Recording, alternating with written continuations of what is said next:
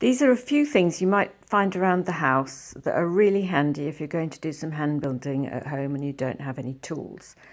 Obviously, a rolling pin, but only if it's an old one. You don't want to use one that you're using for pastry.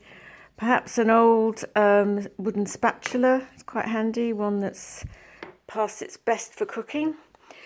Piece of sponge. This is just cut from an old cellulose sponge from Wilko's. You can make a pin tool from a cork and a needle, or you can use instead just an orange stick. A little kitchen knife that's not too sharp, a spoon for smoothing, a surf form. That's good for thinning down walls, or you can also scrape leather hard clay and make squiggly bits for decoration.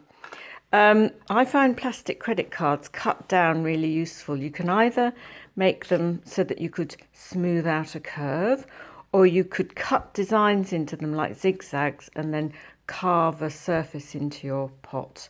But they're really handy things. If there's an old chopping board that you're not using, a wood one, that's quite useful because clay is good on wood. And always have a plastic box with a sealing lid.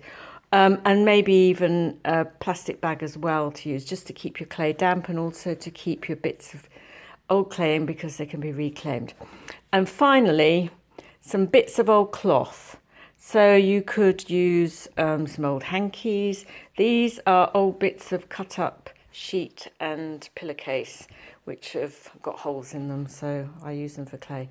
So there you go, some useful things, household items that you can use for making your hand-built pots.